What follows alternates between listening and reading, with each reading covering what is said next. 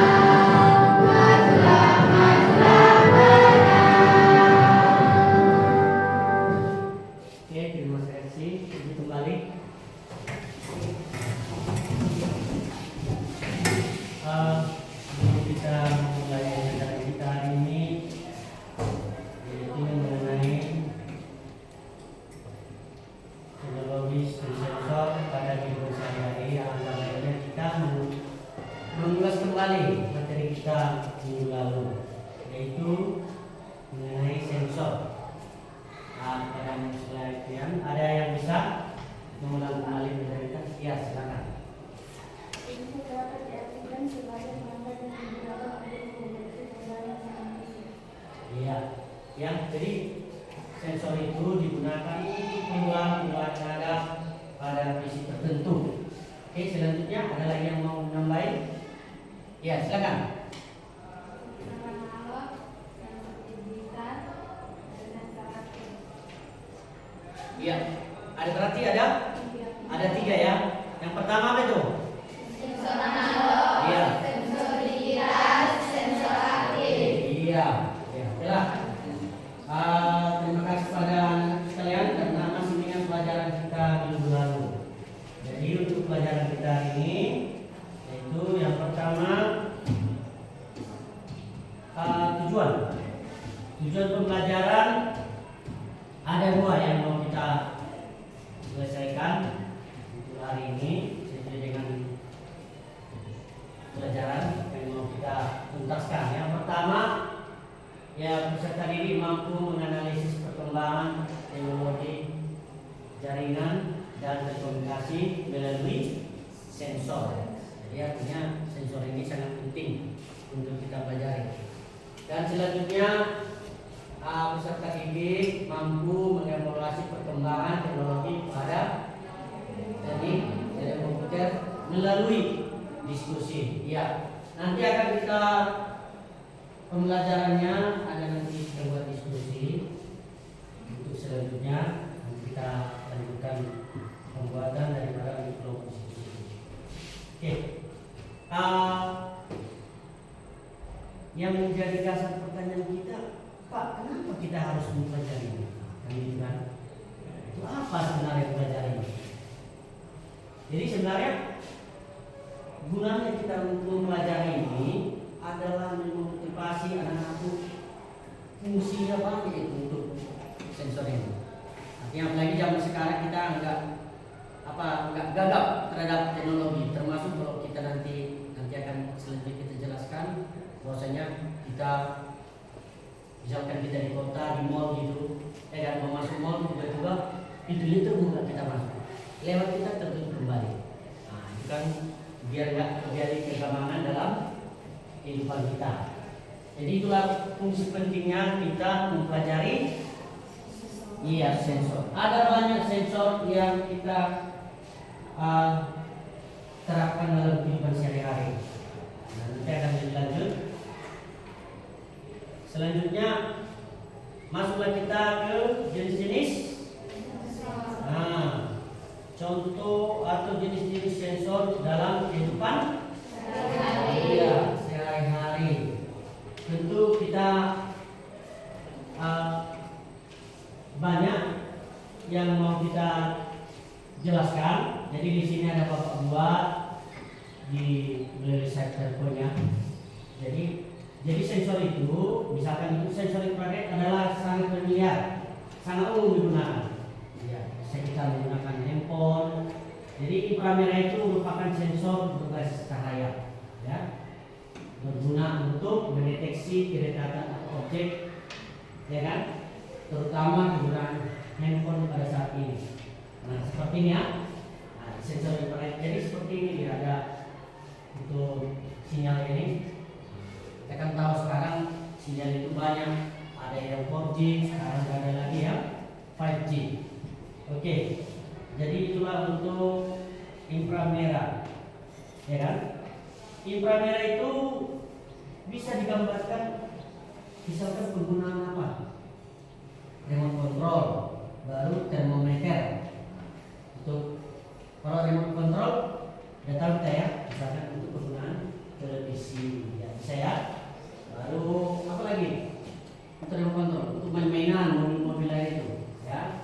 Lalu ada untuk termometer inframerah ini mendeteksi suhu tubuh itu kan. Jangan kemarin apa COVID, kan ada yang di sini. Nah, seperti itu. Dan selanjutnya penggunaan infrared ini juga untuk kacamata. Ada kacamata ya, kacamata infrared untuk kacamata malam. Penggunaan lampu juga di dalam kendaraan, gitu kan, kalau ada masa kabut, jadi di bawah kendaraan itu ada lampu khusus infrared untuk menembus daripada kabut itu, jadi jalannya terang. Oke, kita lanjutkan ya, itu sekilas mengenai sensor infrared. Dan yang kedua, sesuai dengan buku kita itu ya, sesuai dengan buku kita ada sensor suara.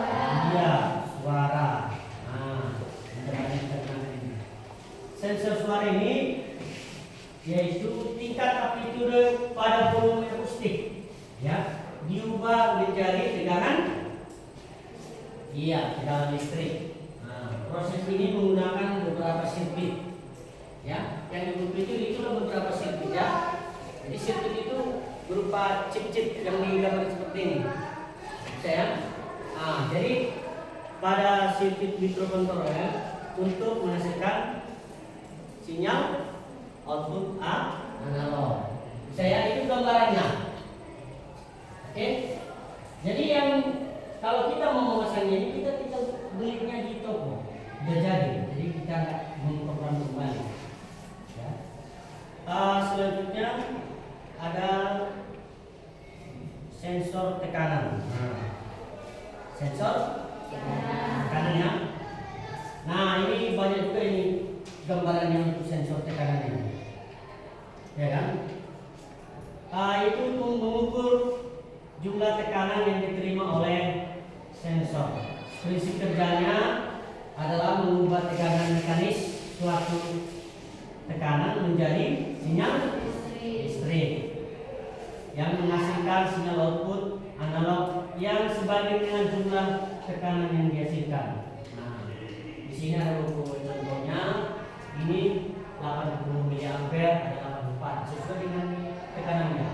Jadi semakin kuat tekanan ampernya, semakin kuat dia akan menangani tekanan tersebut. Ya. Oke. Di dalam sensor tekanan ini sinyal keluar analognya dibanding dengan tekanan yang diberikan. Jadi semakin berat ya tekanannya, tinggi sensor tekanannya itu akan lebih tinggi. Seperti dia cara kerjanya. Ya, bisa. Untuk selanjutnya untuk sensor tekanan ada yang mau ditanya? Tidak ada ya? Masih pas ya? Pas ya? Oke, kita lanjutkan. Ini ada 9 ini sensor yang mau kita pelajari, jadi harus kita lanjutkan. Nanti kalau ada kurang jelas boleh Oke. Masuk selanjutnya sensor cahaya, ya, sensor cahaya, yaitu untuk mendeteksi jumlah cahaya yang mengenai sensor tersebut. Dalam proses operasinya menggunakan resistensi dengan kadar yang berbanding terbalik dengan intensitas cahaya.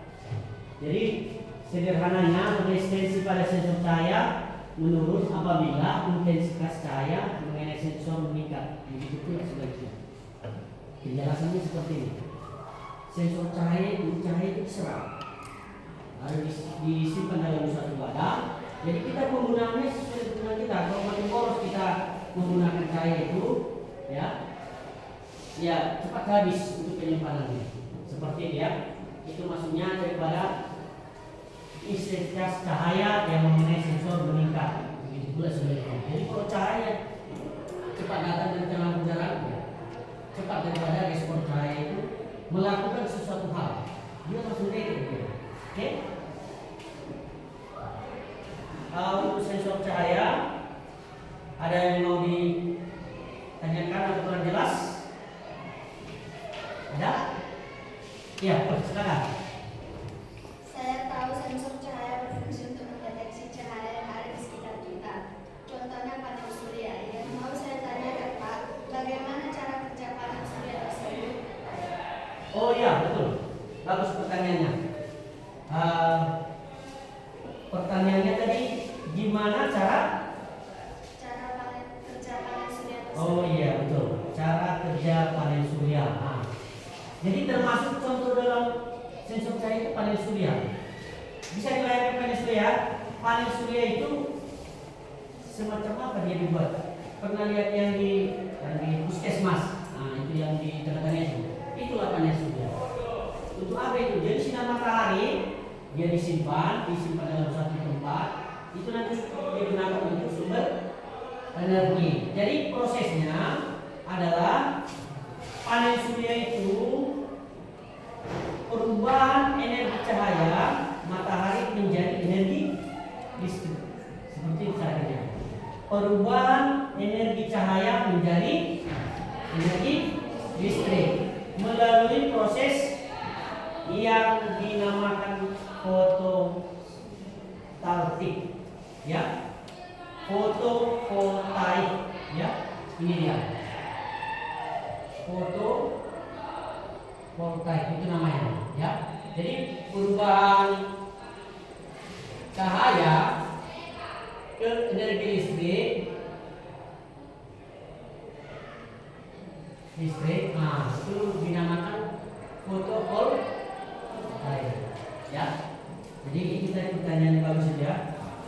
Jadi untuk teman-teman yang lain juga, kalau ada yang kurang jelas boleh ditanya. Jadi itu cara kerjanya, ya babelnya. Cara kerja panel surya adalah perubahan bentuk dari pencahayaan menjadi energi listrik. Nah itu sebetulnya regulasi itu sebetulnya kan fotovoltaik. Kita lanjutkan. Untuk berikutnya adalah sensor suhu. Nah ini ada macam-macam sensor suhu, ya. Itu tentunya ada banyak. Sebenarnya kita pakai kemarin itu seperti yang ini untuk fokus kemarin juga di Jida atau di Bogor, ya. Kita kemarin pakai juga di sekolah. Jadi untuk suhu ini juga, ya kan? Ini untuk deteksinya. Ini apanya nih? Semikonductornya, ya, bisa ya. Jadi ini bukan kemarin. Artinya di dalam ini tetap ada seperti ini untuk semikonductornya. Oke. Untuk sensor suhu ini banyak kali gunakan. Untuk perubahan suhu, misalnya tidak ada demam kan masuk kita 37 derajat Celcius. Kalau dia 50 berarti tinggi demam, ya kan? Nah, banyak sekali yang mau dipasang di dalam suhu ini, ada di mobil, AC juga termasuk, ya. Dalam sensor suhu ada juga jenis teknologi analog. Jadi ada perpaduannya. Di sensor suhu ini ada perpaduan, yaitu tadi yang pelajaran bulan itu ada analog, ada digital, ya kan? Jadi perpaduan antara teknologi analog dan digital memiliki cara yang berbeda. Jadi pada sensor analog, sensor mendeteksi suhu sesuai resistasinya dan tegangan fisiknya, sementara sensor digital menggunakan data numerik. Maksudnya data numerik yang ini, ya. Setelah dirubah dia, jadi data analog itu dirubah ke data digital, ada menjadi sensor numerik, data numerik yang ini. Kan ada angkanya langsung. Itu maksudnya numeriknya, ya. Jadi dirubah dia. Nah, dalam bentuk sensor analog. Kalau analog kan tidak bisa kita lihat, jadi dirubah jadi data numerik. Oke. Saya boleh kita lanjutkan? Oke. Dan untuk sensor suhu, ada mau ditanya? Mantap yang jelas? Oh iya, silakan. Saya mau bertanya, Pak. Lemari es, laser, open, dan kemudian ruang masuk ke sensor apa, Pak? Oh iya, betul. Sebulan apa tadi? Lemari es, laser, dan open. Oh iya. Di mana itu anakku? Itu yang bertanya, lemari es, freezer, open, bahan pendingin. Nah, itu kan bicara mengenai suhu, ya. Nah, kalau kita di area es kan suhunya sampai 7 derajat Celcius. Kadang pun kalau di Antartika katanya minus. Nah, jadi itu tadi yang ditanyakan si Dita tadi itu termasuk sensor suhu, ya. Sensor suhu, ya, yaitu lemari es, freezer, kompor juga termasuk. Apa lagi?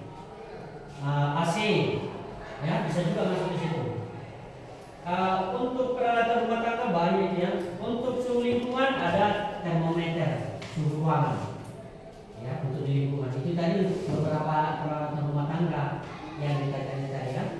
Dan untuk industri ada untuk pembangkit listrik, produksi pengukuran air di waduk, ya. Dan selanjutnya untuk penilaian tekanan akibat suhu. Bisa? Oke. Kita lanjutkan. Selanjutnya adalah ada sensor apa berikutnya untuk yang kanan? Iya, kelembaban. Ini agak asing kita dengar ya. Tapi memang sudah lama di dalam materi kita hari ini. Jadi sensor kelembaban itu berguna untuk mengukur kelembaban udara. Jadi sensor ini yaitu perbandingan antara kandungan air di udara dan potensi masuk udara dalam menahan air. Jadi debit air itu berbeda-beda. Ya kan? Ada air yang tenang dia, sungai dia pelan pelan. Ada sungai yang deras dia terjal. Ada lagi lebih terjal lagi, itulah apa itu lebih terjal lagi airnya? Apa itu? Air terjun, betul.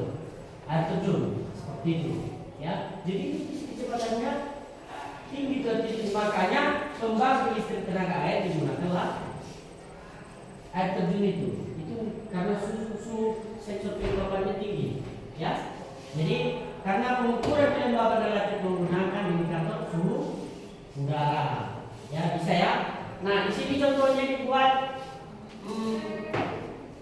berbicara mengenai ini suhunya dibuat ke selangnya ini tekan untuk mengukur kelembaban tanah itu, air tanah itu berapa kelembaban airnya.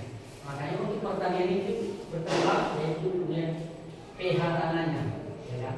Tanaman apa yang cocok di daerah kita ini contohnya? Mungkin daerah ini cocok sawit, apa lagi coko ya, lambil, seperti itu. Karena sesuai dengan kelembapan tanah daerah kita, jadi disesuaikan. Oke. Untuk kelembaban lebih jauhnya sesuai dengan yang di buku itu ya. Kalau ada yang kurang jelas boleh gimana? Ada yang kurang jelas? Tapi coba ditanya. Orang yang buat yang biasa kan? Tentang sensor kelembaban. Apa aja hubungan sensor kelembaban? Oh iya, kelembapan. Apa aja kegunaannya? Apa saja sensor kelembaban digunakan? Di bidang-bidang apa saja? Di bidang apa saja digunakan kelembaban itu? Tadi kalau jelaskan saja di bidang pertanian, ya kan? Kita tadi penjelasan tadi untuk mengetahui kelembaban tanah atau termasuk dengan unsur sara dan unsur pH-nya, ya kan? Nah, untuk farmasi ada ya, dibutuhkan juga untuk farmasi. Apa hubungan farmasi? Dalam pembuatan obat-obat itu suhunya harus dibutuhkan kelembaban. Makanya kalau anak-anak lebih teliti, kalau kita ada obat atau tablet atau dalam kemasan itu, kan dibuatkan simpan di tempat yang mana katanya? Iya, disimpan di tempat yang sejuk. Nah, jangan langsung terkena sinar. Itu dia, ya kan? Jangan langsung kena sinar matahari karena obat itu kadar obatnya itu tidak berguna lagi. Jadi tidak pas lagi. Jadi nanti bisa dia kadaluarsa, tidak untuk berguna lagi, tapi menjadi netral dia. Jadi nggak ada gunanya obat itu. Jadi dari pertama untuk bidang pertanian, selanjutnya bidang farmasi, seterusnya untuk penyimpanan makanan, ya penyimpanan makanan itu dicari ya, itu juga itu kelembaban penyimpanan makanan. Kalau daerah kita ini penyimpanan ikan ya, ikan kita buat di jadi besar biar tahan lama ikan itu ditahan, ya kan? Dan selanjutnya ada untuk industri otomotif. Menarik ya. Untuk industri otomotif itu kelembaban itu tekanan kelembaban itu misalkan minyak itu tercampur dengan air. Nah, seperti itu ya. Jadi kita. Lalu apa lagi untuk ruangan yang lain? Misalkan untuk AC juga masuk ya, karena rata-rata mobil sekarang adalah memiliki AC. Oke. Dan untuk sensor kelembapan itu dalam bidang apa aja fungsinya, itu ada untuk pertanian, farmasi, penyimpanan makanan dan industri otomotif. Bisa? Pas? Oke, kita lanjutkan untuk materi kita ini. Selanjutnya kita masuk untuk sensor ultrasonik. Nah, ini dia ultrasonik. Berarti sensor ultrasonik yaitu mengukur jarak kecepatan, ya, jarak kecepatan objek.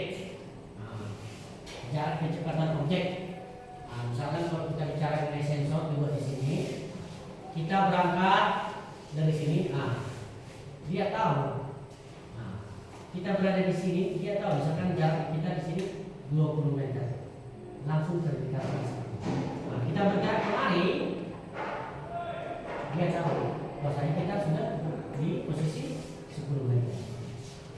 Itu contoh konkret. Nah, di dalam penggunaan kamera juga ada sekarang teleskop, handphone juga. Makanya di handphone itu ada zoomnya 2 kali, 3 kali dan lainnya. Jadi gelombang suara itu yang lebih besar dan terjangkau suara bisa didengar oleh manusia. Itu fungsinya.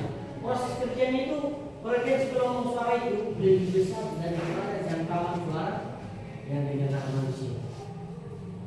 Bisa ya? Nah. Dari mana tahu rupanya apa ini? Bukan dari objeknya ini, bisa dari selangkah kaki nggak dia berada di posisi seperti itu. Ya, jadi itu sensor ultrasonik itu termasuk penggunaan daripada probe itu udah komplit ya, seperti gambar itu udah komplit untuk diperjualbelikan untuk pasaran ya. Oke, untuk sensor ultrasonik ada mau ditanya?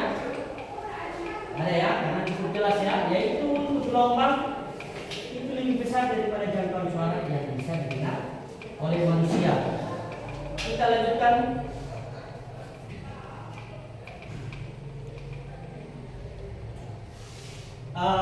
Berikutnya ada sensor giroskop. Ini baru kita dengar ini. Ini sesuai dengan gambarnya. Giroskop ini, coba apa yang kita lihat dari gambar ini? Dari gambar ini. Yang ini dulu ya, ada giroskop frame, spin axis, ya kan?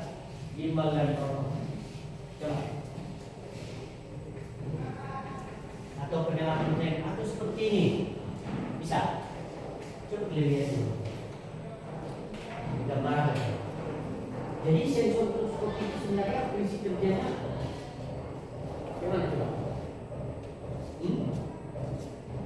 Bisa ya? Coba apa yang belum kelihatan? Coba dulu, nggak apa-apa. Salah nggak apa-apa, nanti kita perbaiki. Keseimbangan. Keseimbangan ya. Jadi inilah yang dipakai dalam lebih luas dalam bagian dalam pesawat itu. Kenapa bisa seimbang? Atau lebih jelas helikopter. Putaran balik-balik gitu. Kan gitu kan? Atau lebih jelasnya untuk minuman seperti ini. Ini yang disebut dengan apa itu? Kadang-kadang Bapak belikan seperti ini ya gitu. Itulah maksudnya. Jadi dalam bentuk frame dia, atau lebih jelasnya untuk mencermati lebih jelas atau mengerti adalah kompas. Kompas itu kan berbeda arah.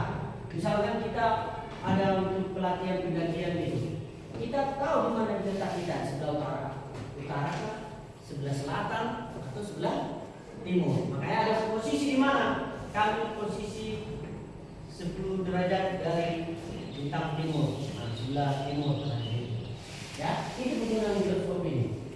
Ya, jadi makanya di dalam fisika itu banyak penggunaan. Ini tuntutannya adalah perkembangan daripada ilmu fisika, ya kan? Itulah kekekalan momentum sudut.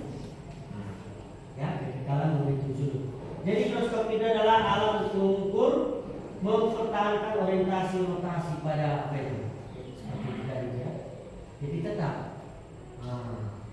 Ya, seperti mobil itu kalau kita sekarang Pegasusnya itu ternyata itu udah dilengkapi. Jadi kalau ada penumpang, ada menaruh minuman bisa. Jadi seperti itu bekerjanya. Bisa ya? Oke? Kita lanjutkan materi kita karena untuk mempersingkat nanti kita jelaskan di dalam pengerjaan. Dan yang terakhir yang kita pelajari adalah sensor proximity. sensor. Oh iya, untuk sensor giroskop ada yang mau ditanya? Gak ada? Pas? Pas? Ya, pas. Oke. Masuk kita lanjutnya sensor Proximity. iya, ini kita mengucapkannya susah ini. Iya, proximity, yaitu sensor non kontak katanya. Ini perlu kita di situ apa kata apa ini non kontak, mendeteksi keberadaan objek di sekitar tanpa adanya sentuhan fisik. Dia proximity tanpa kita tersentuh. Kalau kita manusia kan harus disentuh dulu baru kita punya rasa. Jadi sensor ini juga adalah mengubah informasi tentang gerakan atau keberadaan objek menjadi sinyal listrik, ya kan?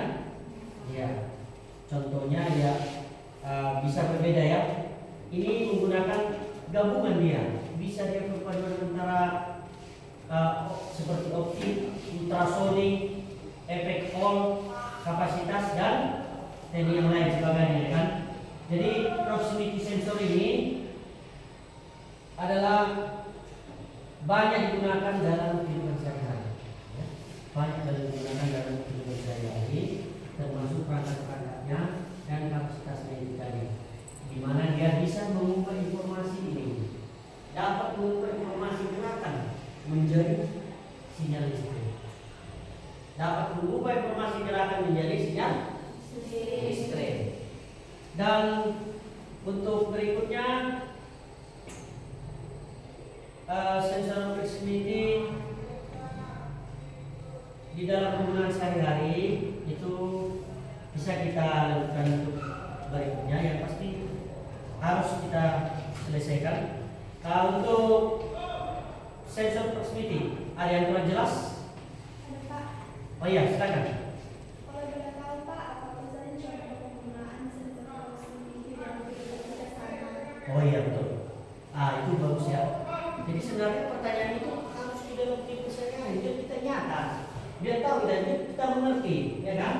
Nah, itu dari pertanyaannya apa-apa saja sensor proximity yang nyata dalam kehidupan kita sehari-hari. Yang pertama untuk sering kita pakai ya, smartphone. Untuk apa dia? Misalkan untuk perubahan jarak. Nah, itu tadi jarak kita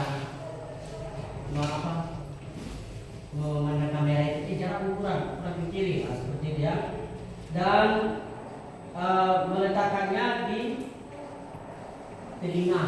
Itu masih jarak, itu tadi masih cerita jarak, baru dia bilang.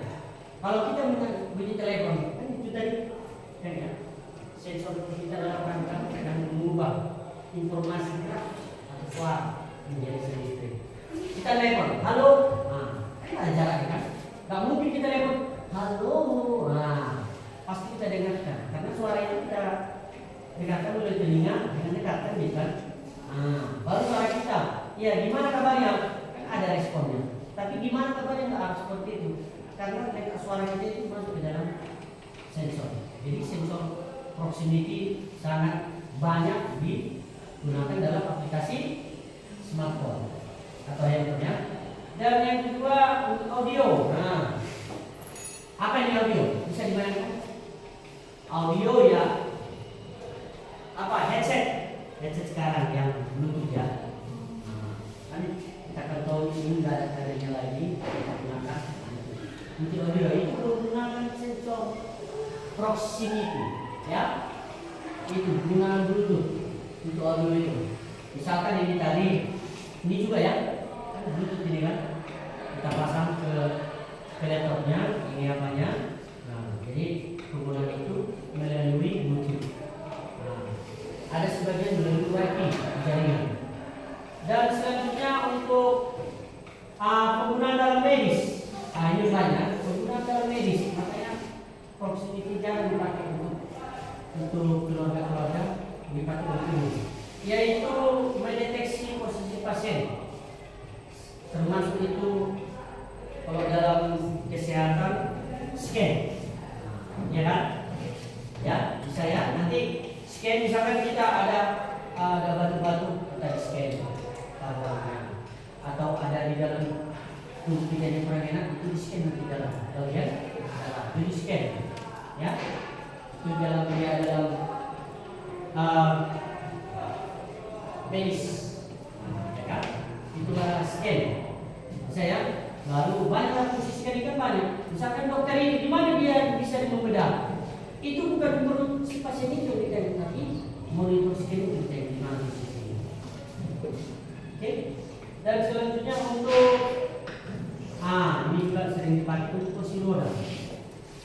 Ya, kursi roda membantu orang cacat itu pakai sensor seperti itu.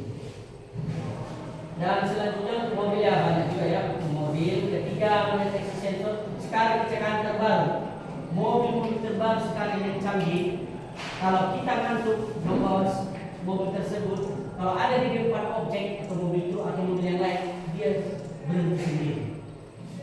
Itulah sensor. Itu tadi hampir mirip dengan kereta mobil. Jadi kalau dia udah jarak 1 meter, dia stop sendiri. Ya. Jadi kemarin kejadian itu dalam film seri yang viral ya, ada bupati itu yang tabrak mobil itu mati kan. Itu dia. Jadi sensornya itu dari pasang, bisa dinonaktifkan, bisa tidak. Jadi sensornya itu nggak diaktifkan. Sebenarnya kalau diaktifkan itu mobil mewah, apalagi yang mobil-mobil mewah ya, misalkan apa lagi, misalkan Ferrari, Lamborghini dan itu ya sejenis. Oke, untuk materi kita hari ini yaitu sampai dengan sensor proximity. Ada berapa dari sensor yang kita pelajari hari ini? Yang pertama adalah sensor, sensor infrared, sensor suara, sensor tekanan, cahaya, suhu, dan terakhir proximity. Saya oke. Nah, untuk berikutnya karena materi kita selesai, jelas sesuai dengan proyek kerja kita. Ya, kita sekarang masuk ke pembagian kelompok diskusi. Ya, kepada anak-anak sekalian supaya tempat duduknya sudah sesuai dengan kelompok diskusi. Ya, silakan. Saya mau minta silakan. Sesuai yang sudah atur sebelumnya. Ayo, silakan.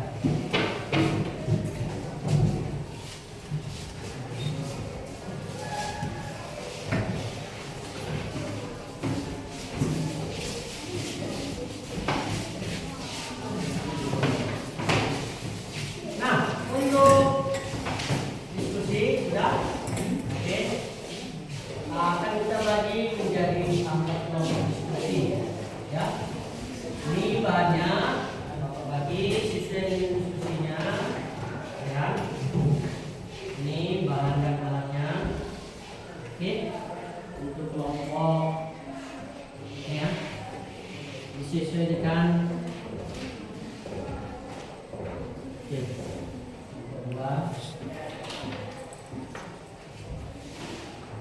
ya selanjutnya.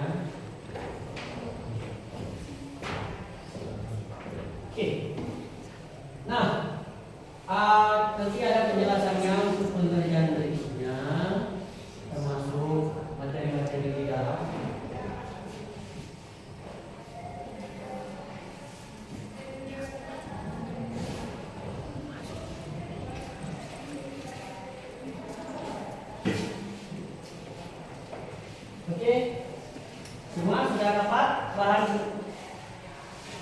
praktikannya untuk kelompok diskusi.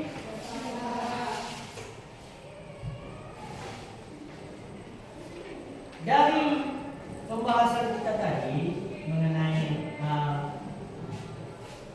beberapa sensor dalam kehidupan sehari-hari, tentunya kita akan lebih memahami. Jadi di dalam tugas kelompok diskusinya, di sini Bapak akan mengembangkan salah satu video ya. Nanti yang diskusi kalian mencermati video itu dan mencari, gitu ya. Mencari. Bisa menggunakan buku, bisa menggunakan bahan yang lain, misalkan yang media boleh ya. Di situ Bapak sampaikan nanti videonya apa saja sensor yang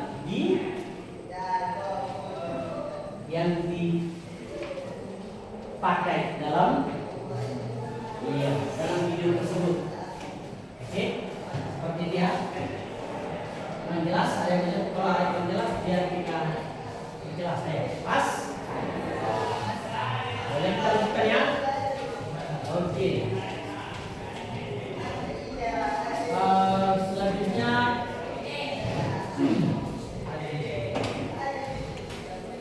video yang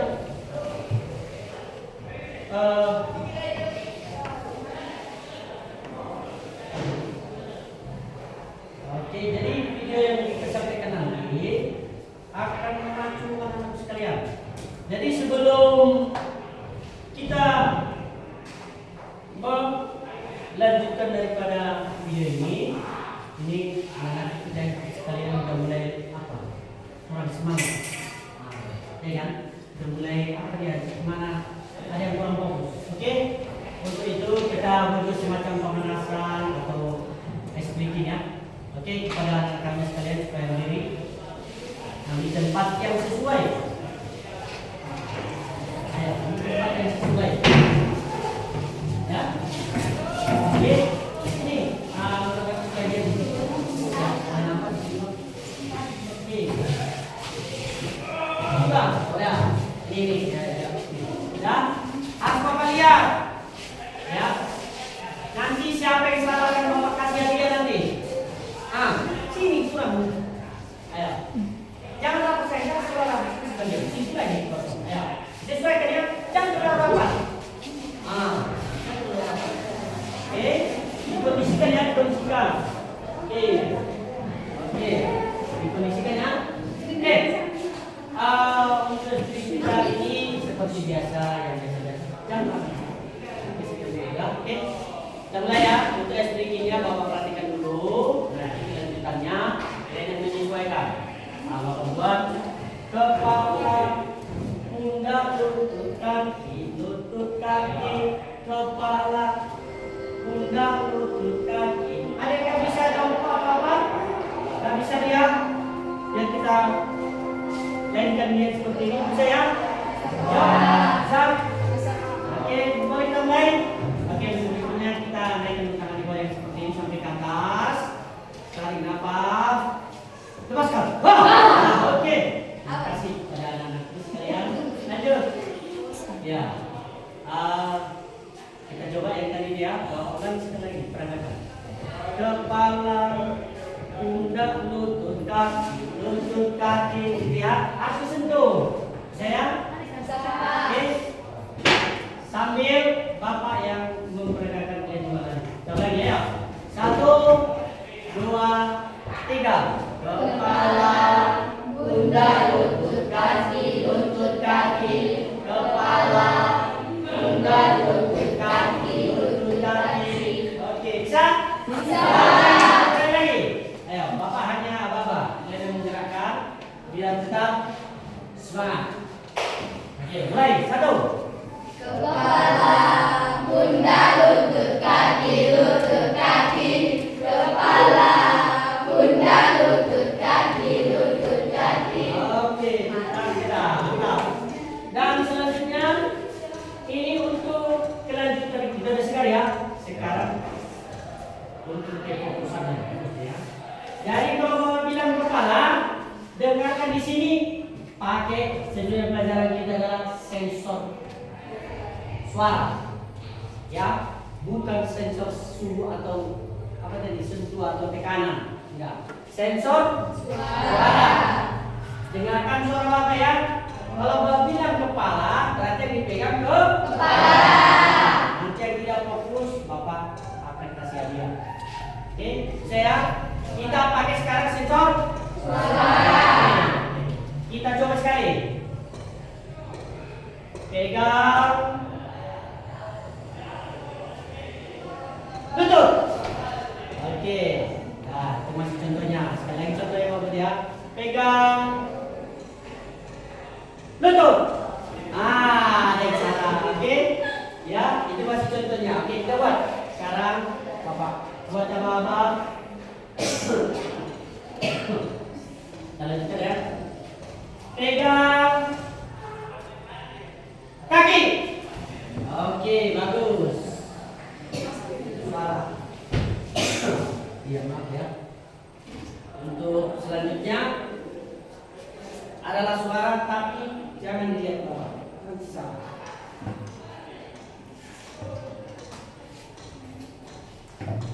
Oke, kita lanjutkan ya. Sekarang pegang, tutup. Mantap. Semua fokus ya. Iya. Sekali lagi, pegang.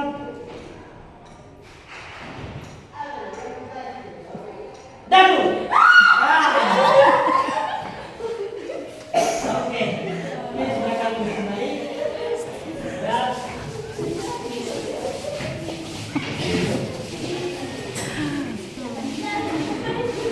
Dari itulah sedikit kita untuk membuat kita lebih fokus kembali.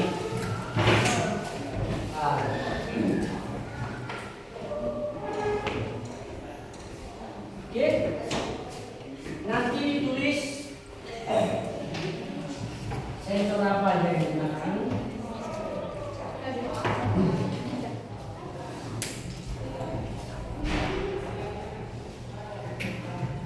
Oke, nah ya, Bapak tunjukkan adalah videonya dengan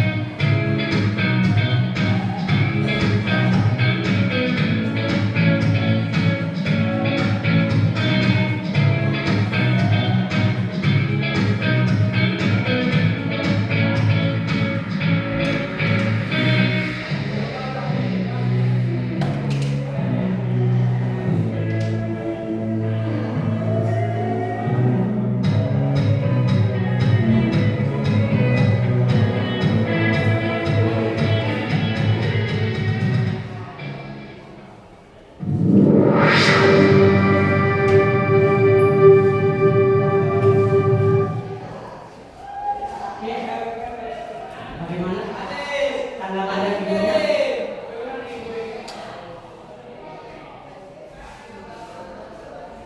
Bagaimana tanggapan videonya?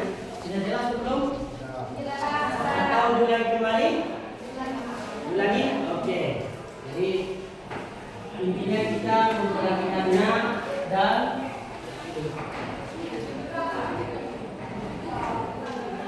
oke, Bapak ulangi kembali ya. Bagi yang kurang mau disimak baik-baik.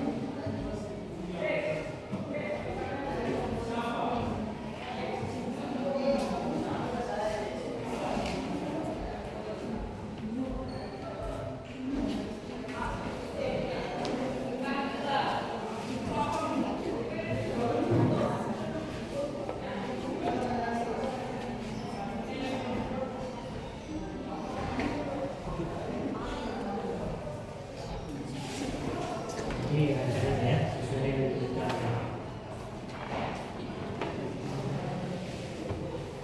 Nanti akan dipresentasikan ke depan.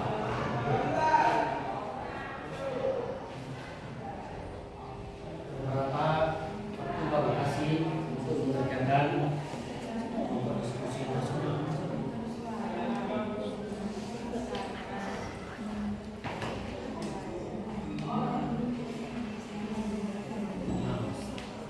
Untuk yang lain ya itu gambarannya ya dan seterusnya.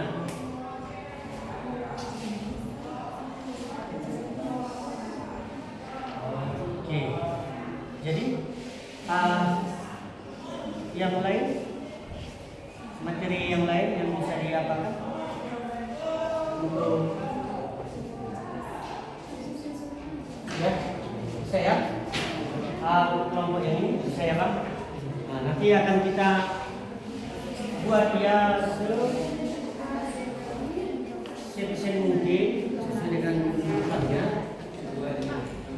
Ya, ya silakan. Boleh buat di samping kecil atau di bawah, boleh. Tergantung dia, bisa. Oke, jadi ini 5. Ya, kita materinya. Oke, bisa ya? Ada yang jelas? Nah, udah ini untuk apanya nih?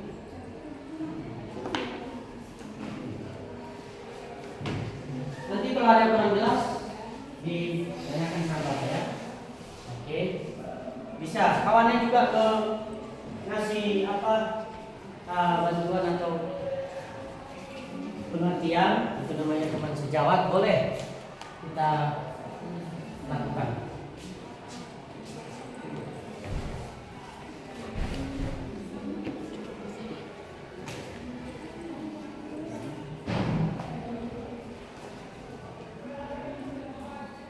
Itu materinya sesuai dengan ada di buku.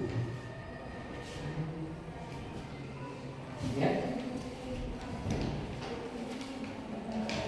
Oke. Bisa ya? Jadi sesuai dengan kalian lakukan dulu apa jawabannya. Ya. Bukunya juga digunakan boleh. Yang mana yang cocok untuk video tadi? Ya. Oke.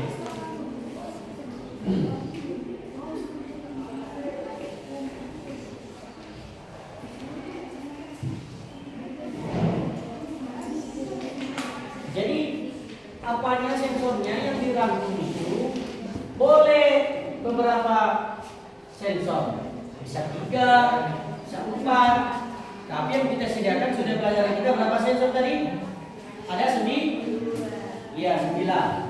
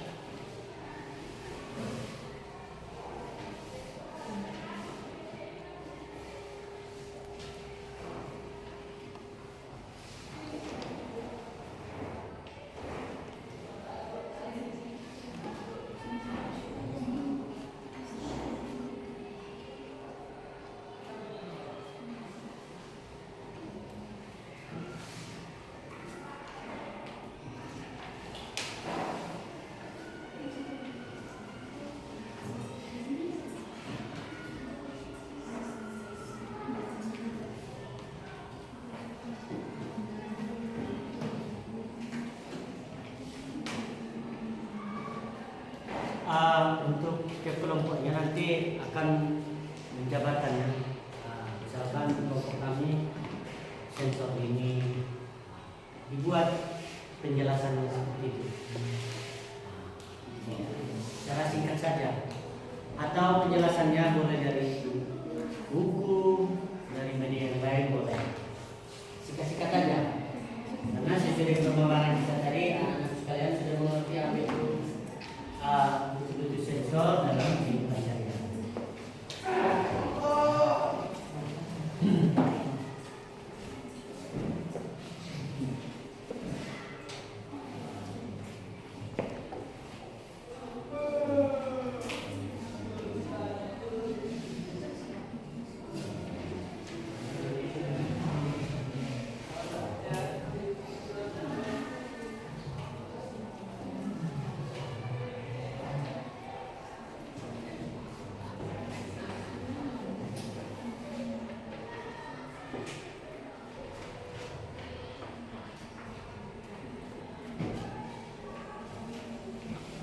Oke, kelompok ini sudah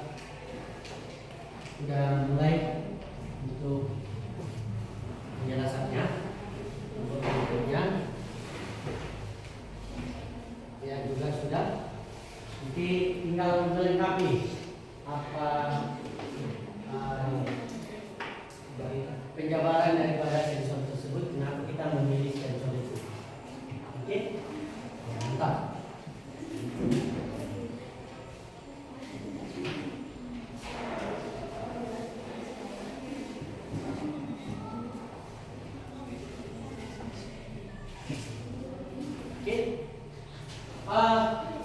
Bapak lihat sudah semua sangat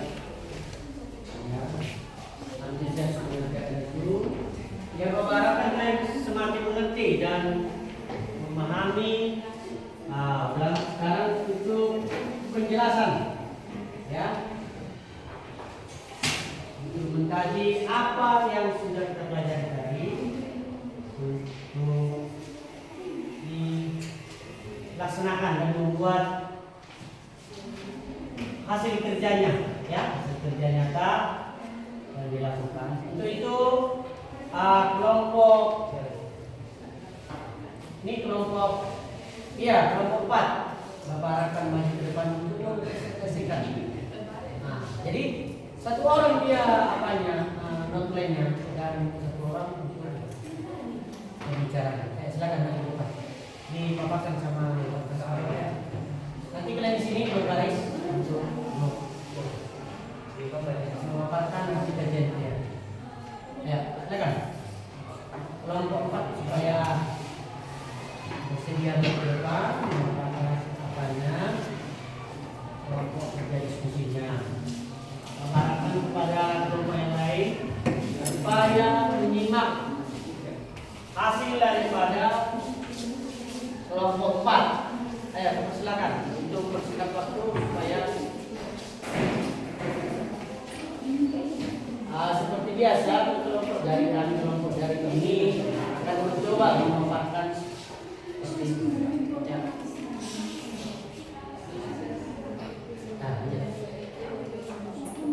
ya. Satu orang untuk menjadi pembicaranya.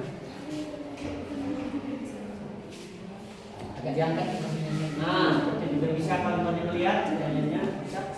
Ayo, lanjut. Selamat pagi semuanya.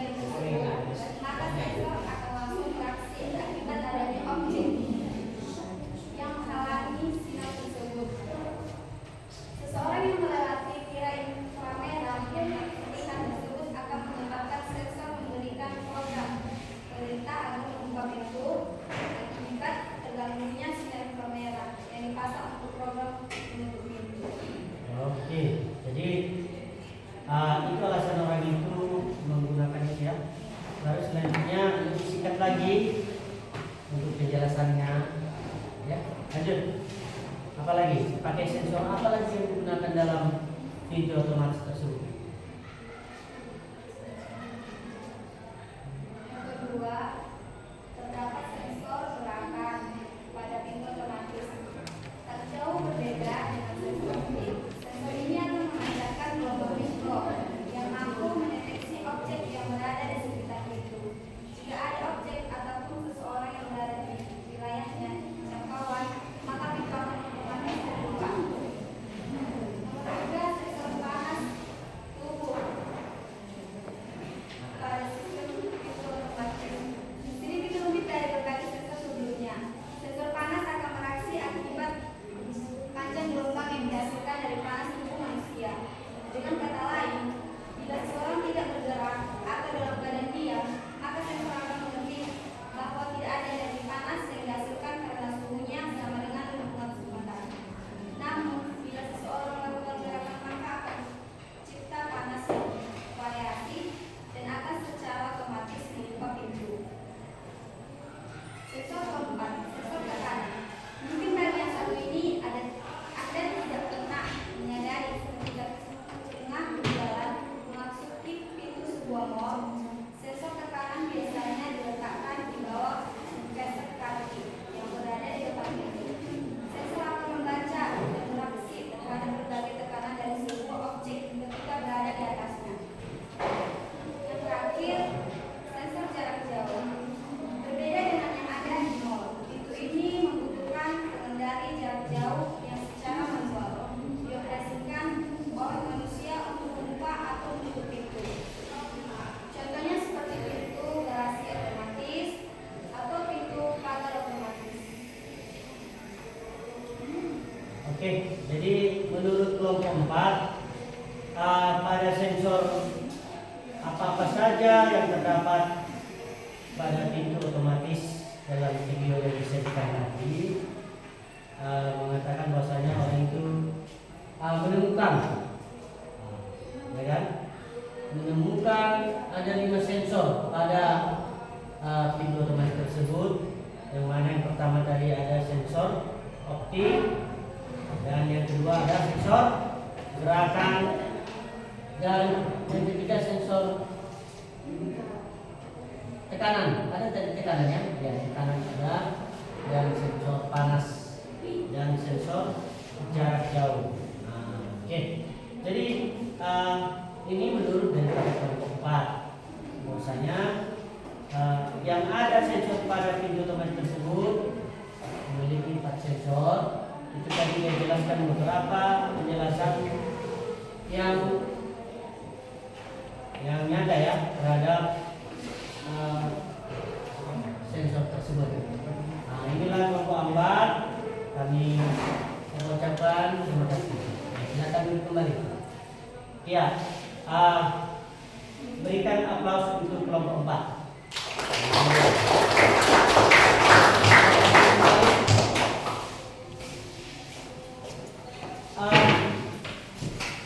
Jadi kita ada 4 kelompok. Jadi mengingat waktu dan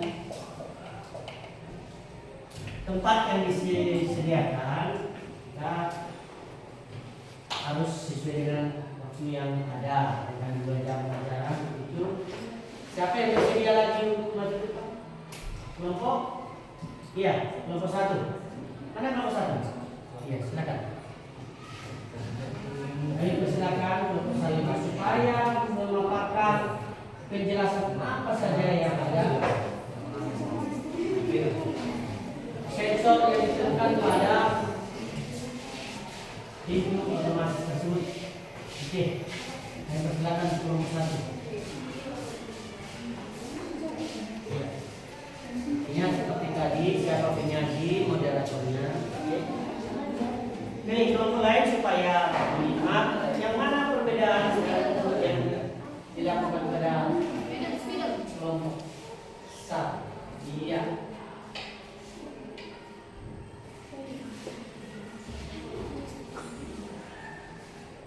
Pagi semua. Kami dari kelompok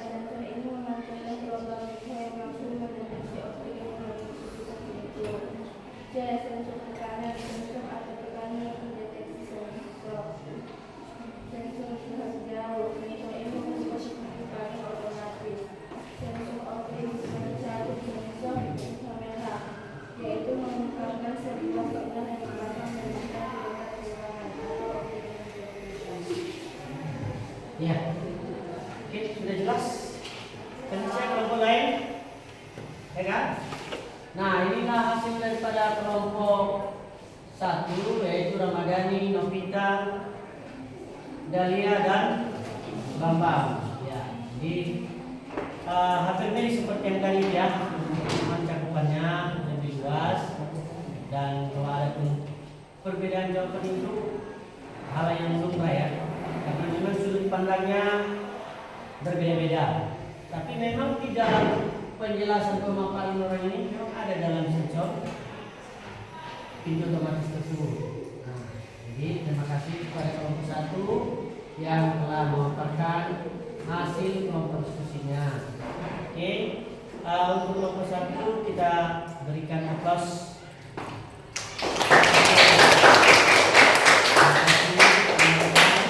Oke. Dan karena minat waktu kita sudah mulai habiskan, tolong hasilnya kita kumpulkan. Ya, hasilnya ya sebagai untuk kelompok yang lain ya. Hasilnya mana? Oke, bagus. Ya nggak apa-apa. Dia akan diapakan? Disesuaikan. Oke? Ya. Nah, ya. Jadi yang tidak bisa sempat memperselesaikan kelompoknya di lain waktu kita sesuaikan ya. Semua bagus. Jadi dalam bisa bahwasanya hasil daripada diskusinya ini bisa membantu anak-anak sekalian sudah mengerti apa cara kerja dan tentu dalam kehidupan sehari-hari penggunaan daripada sensor. Oke, berikutnya untuk penjelasan ini ada sebenarnya yang kurang paham. Pasien misalkan kelompok lain tadi Pak seperti ini tidak ada pasien karena udah jelas-jelas dipaparkan. Nah, presentasi tadi sudah Bapak nilai tadi sesuai dengan daftar nilai yang di Bapak buat, jadi sudah bagus. Untuk kelompok 4 tadi yang pertama tadi sudah mengerti, termasuk kelompok 1 dan Bapak lihat di sini untuk kelompok 2 juga sudah dimengerti, dan yang terakhir kelompok 3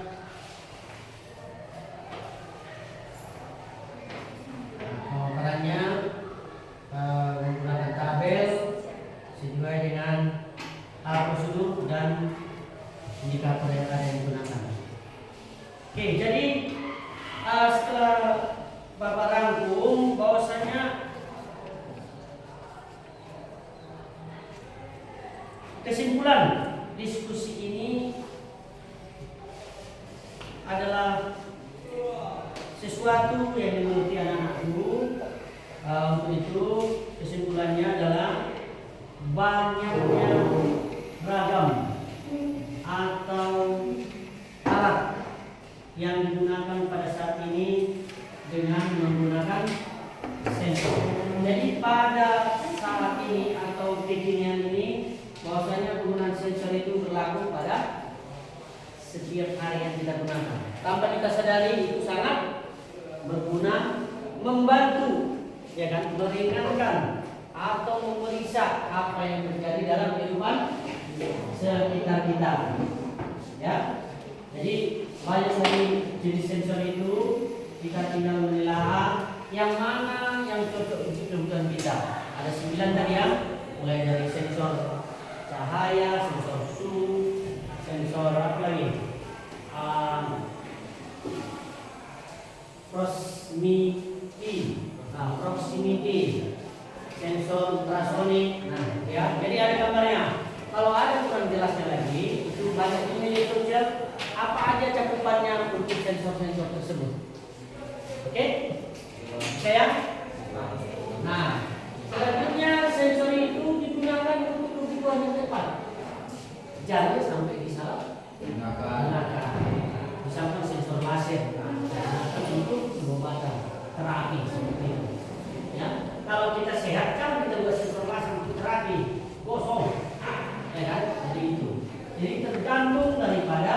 tuntutan kita. Banyak lagi sebenarnya cakupannya.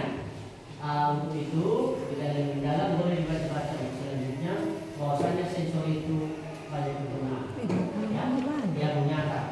Itu banyak lagi yang belum kita bahas tadi, maksudnya sensor itu juga digunakan dalam kebutuhan kenyamanan, ya, kenyamanan di rumah, di sekolah, di perusahaan dan lain-lain, ya kan?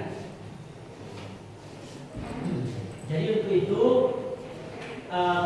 sensor pada pintu otomatis tadi itu salah satu gambaran, ya. Masih banyak lagi yang mau kita lupakan sensor-sensor lain dalam kehidupan sehari-hari. Tapi anak-anakku itulah salah satu contohnya yang bisa kita lihat dalam kehidupan yang nyata. Jadi untuk itu materi kita hari ini sangat diperlukan pengenalan kita untuk menggunakan alat-alat pada sensor tersebut sesuai dengan kebutuhan kita. Jadi perkembangan sensor ini sangat berkembang sesuai dengan permintaan konsumen. Ya, misalkan sensor ini, saya mau buat sensor alarm jika ada pencuri, dia bunyi. Itu gabungan tadi, itu akan kita tahu. Jika saya memberikan alarm sensor jika saya masuk ke rumah atau mobil saya masuk agar saya terbuka otomatis dan selesai terkunci secara otomatis seperti itu. Ya, tapi memang penggunaan daripada manusia akan berkurang. Jadi jasa untuk keamanan tentunya kita perlu sapam dan yang lain-lain akan mengurangi karena kita menggunakan sensor sistem keamanan tadi. Saya. Nah,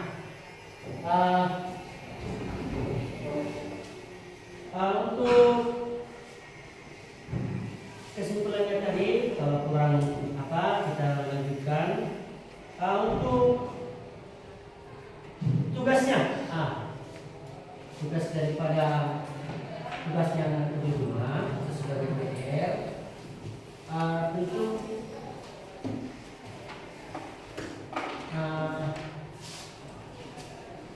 ini tugasnya. Di tugasnya dikerjakan di rumah sama seperti tadi. Cuman tadi itu kan bentuk kelompok ya, kalau ini untuk bentuk pribadi. Nah, yang mau ditanyakan di situ adalah sensor apa saja. Ya, dari catatan itu sensor apa saja yang kita temui di dalam handphone. Tadi cakupannya masih pintu otomatis. Ada tadi anak kelompok 4 yang mengatakan ada 5 sensor, kelompok 1 ada yang mengatakan 4. Nah, kalau di dalam HP itu tugas ya, itu PR-nya kerjaan rumahnya di rumah yang dikerjakan secara pribadi. Tidak kelompok. Nanti sesuai dengan apanya itu seperti ini dia tugasnya. Buat gambaran singkatnya bahwasanya materi itu menyangkut dengan tugas tersebut. Ya kan? Sensor dalam handphone juga seperti ini ya. Contohnya, yang pertama ada sensor ada sensor suhu. Dia memakai apa penjelasannya? Ada sensor yang lain, misalkan ultrasonik. Seperti itu ya. Ada gambarnya biar lebih memahami kita seperti itu ya. Oke. Nah, itulah untuk tugasnya. Ada yang mau bertanya mengenai tugasnya? Pas? Jadi seperti ini tugasnya. Oke. Untuk tugas tersebut yang memang harus dikerjakan ya, untuk lebih memahami kita ya, untuk lebih memahami tugas. Jadi untuk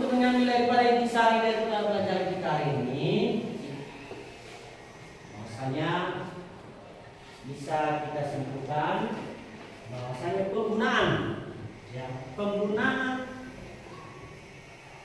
pelaksanaan atau implementasi atau terapan sensor dalam hitungan sehari-hari menawarkan banyak manfaat, ya, seperti peningkatan efisiensi, termasuk keselamatan, ya kan, kenyamanan, ya kan, ketelitian akurat. Nah, jadi sensor itu tidak bisa dibohongi, ya.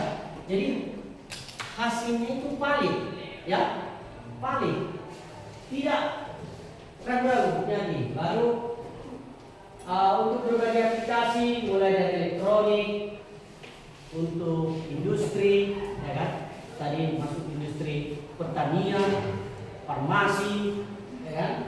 Nah, dan digunakan juga untuk rumah pintar, itu regulasi lingkungan dan privasi, integrasi sistem dan penggunaan sensor itu yang secara signifikan akan semakin berkembang, semakin meluas dan memberikan dampak positif yang lebih besar dalam kehidupan sehari-hari. Ya, gitu ya. Jadi perkembangan daripada sensor itu akan semakin berkembang sesuai dengan kebutuhan yang luas, yaitu untuk dampak positif bagi perubahan kehidupan kita yang lebih apa tadi? Yang lebih efisien, yang nyaman, lebih cepat, akurasinya tinggi, tepat. Oke, dan untuk itu sesuai dengan pemaparan Bapak tadi, kira-kira ada siswa yang ingin memaparkan kembali? Bapak persilakan. Ya. Jadi untuk itu pemaparan itu, ya, ada pas? Oke, karena sudah pas. Oke, ada? Silakan.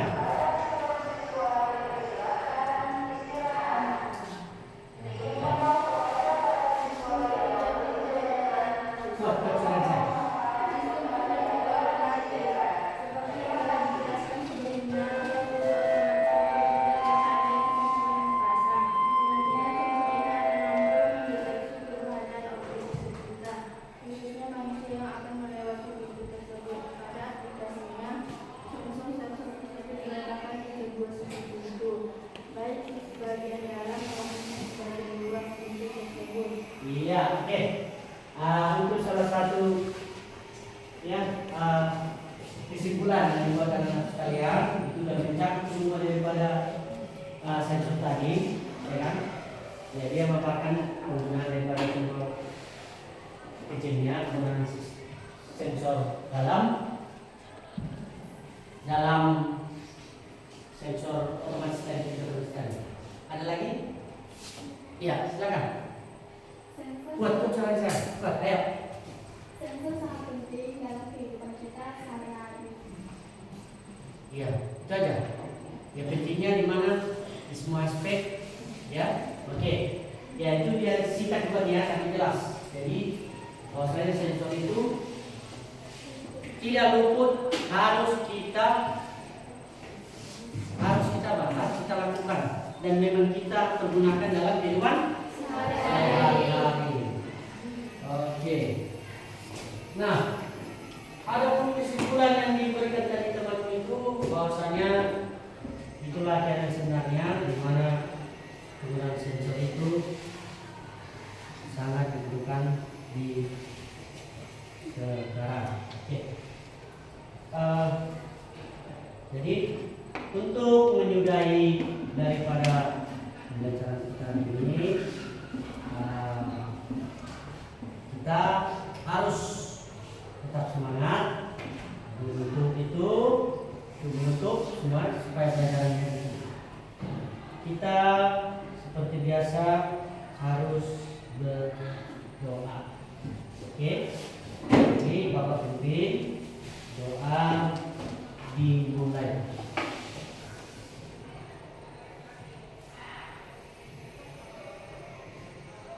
Doa selesai. Oke, jadi sekianlah materi kita ini, pembelajaran dari Bapak, ya kan? Jadi untuk itu pengulangan daripada materi itu jangan lupa diulangi kembali, karena untuk berikutnya kita akan mempelajarinya, ya. Oke. Nah, jadi itu penutupnya. Nanti Bapak ulangi untuk tugas PR-nya tetap dilaksanakan, ya. Oke. Ya. Sampai disinilah materi Bapak hari ini, ya. Kalau ada yang kurang jelas boleh kita di depan. Kalau ada ucapan atau perkataan Bapak yang salah, mohon dimaafkan. Oke, sekian dan